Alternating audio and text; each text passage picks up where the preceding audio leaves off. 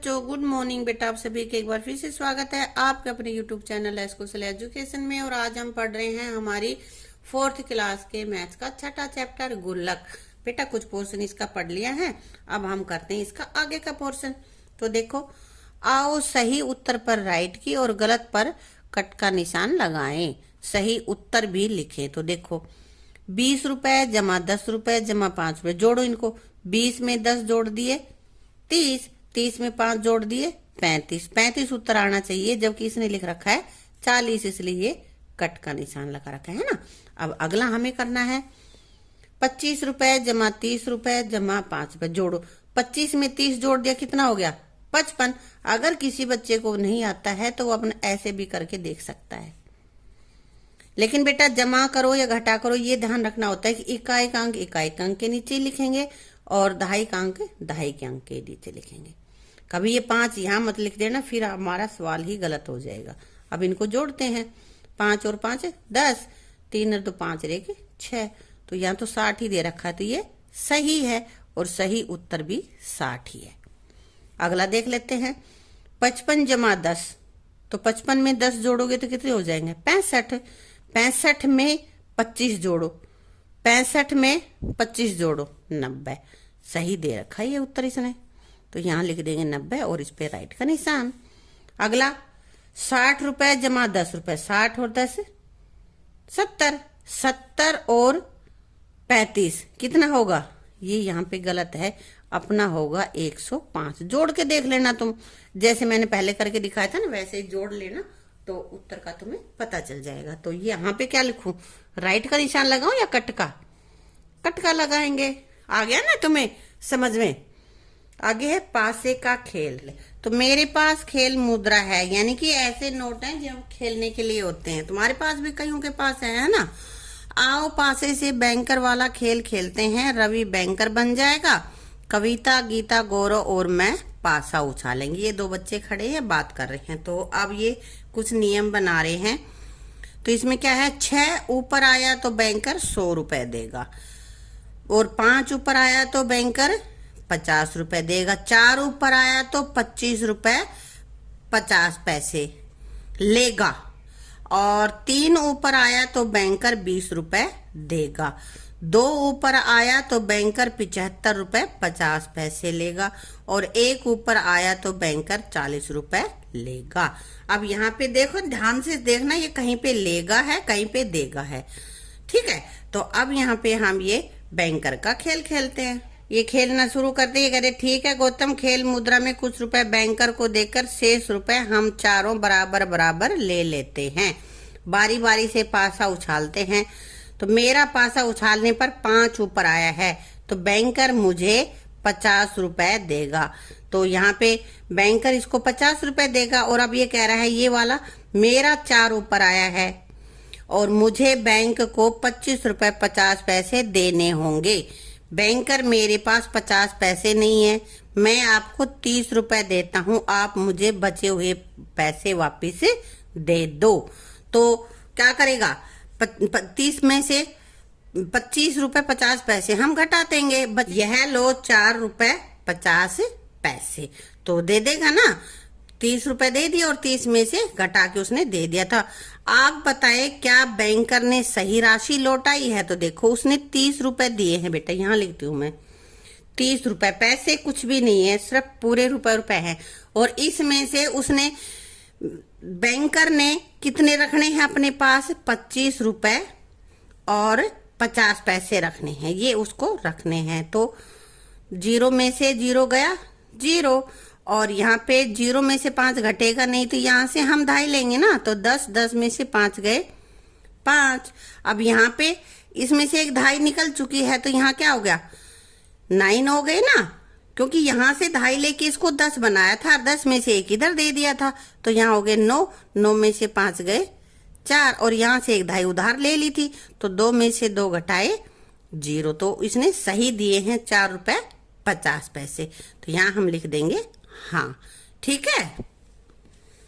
अब आगे है, एक दिन अपर्णा और उसके भाई ने अपनी अपनी गुल्लक खोली।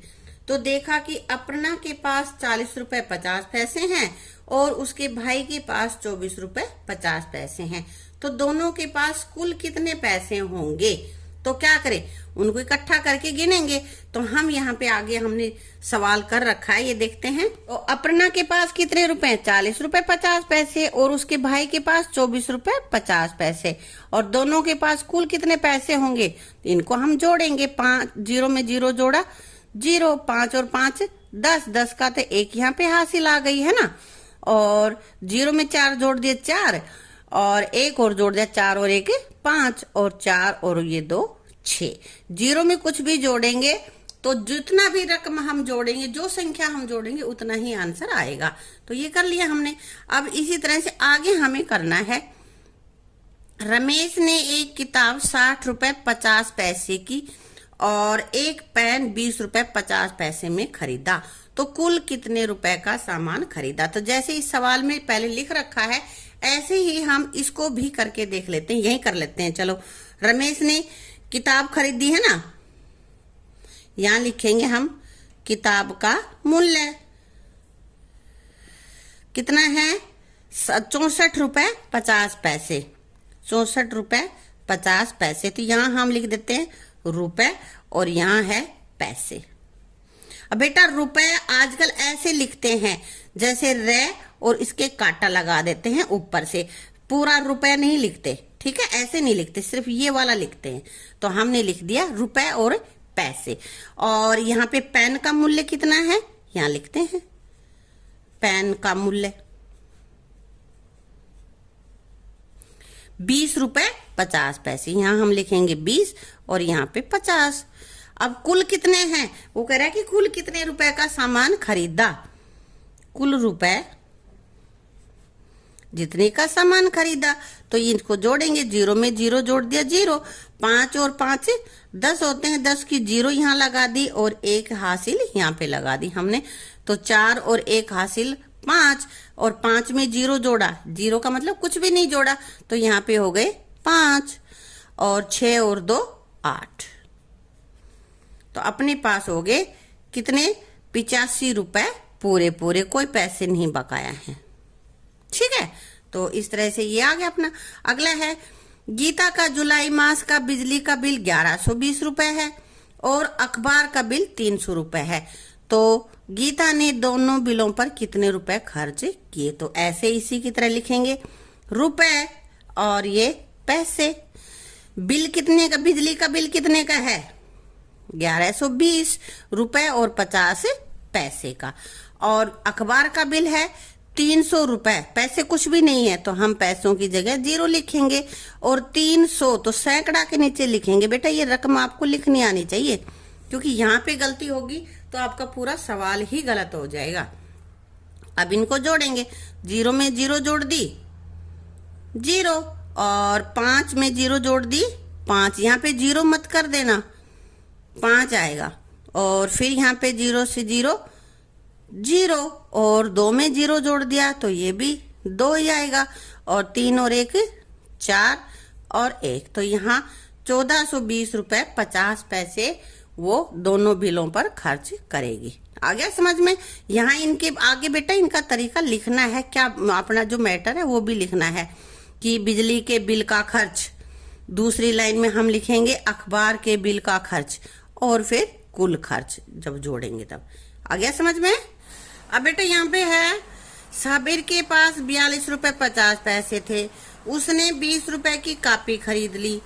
अब वह देखना चाहता है कि उसके पास कितने रुपए बचे हैं। तो उसने अपने 42 रुपयों में से 20 रुपए दे दिए। तो अब उसके पास कितने बचे हैं देखो। अब हम देखते हैं, देखो ये मेरे पास कितने का नोट है, 20 रुपए है ना, और 20 में ये 10 रुपए और जोड़ दिए, कितने हो गए 30, और ये 10 और जोड़ दिए हैं, कितने हो गए 40, 40 में 2 42 हो गए, और 42 रुपए 50 पैसे ये हमारे पास है 50 पैसे। ठीक है, ये हमने 50 पैसे रख दिए इस पे। तो अब इसमें से 20 रुपए वो कॉपी खरीदने के दे दिए उसने, तो क्या करेगा, यहाँ से 20 रुपए हम निकाल लेते हैं। चलो 20 का 1 पूरा नोट ही है मेरे पास 20 का, वो निकाल लेती हूँ। ये मैंने अलग से रख दिया। अब उसके पास कितने बचे हैं अब काउंट कर लेगा। 10 और 10 20, 20 और 2 20 और 2 22, 22 और ये 50 पैसे। तो उसके पास कितने बच गए बेटा? 22 रुपए 50 पैसे बच गए। ये इसका आंसर है यहाँ पे, ठीक है। तो इसके लिए पैसे हम पैसों में से घटाते हैं और रुपए रुपए में से ये हम अपने सवाल करते हैं, उस हिसाब से यहाँ पे घटा करके दिखा रखा है। कैसे देखो, एक साइड रुपए रख दिए, एक साइड पैसे। अब पैसों में से पैसे 42 रुपए 50 पैसे थे, 20 रुपए की कॉपी से पूरे रुपए है, उसमें कोई पैसे नहीं है। तो यहाँ पे क्या करेंगे, रुपए की जगह पे 0। अब 0 में से 0 गए 0 और 5 में से 0 गए 5। फिर यहाँ पे 42 में से 20 घटाने, तब 2 में से 0 गया 2 और 4 में से 2 गया 2। इतने ही बचे थे हमारे पास। ये हमने देखे अपने रुपए, है ना, इतने ही बचे हैं 42 रुपए और ये 50 पैसे। आगे समझ में कैसे घटा करते हैं। इसके साथ ही बेटा अपनी इस वीडियो को यही समाप्त करेंगे और आगे का जो बचा हुआ पोर्शन उसको हम करेंगे अपनी अगली वीडियो में। वीडियो अगर आपको अच्छी लगी तो वीडियो को लाइक करना, शेयर करना और चैनल को सब्सक्राइब करना। Thank you.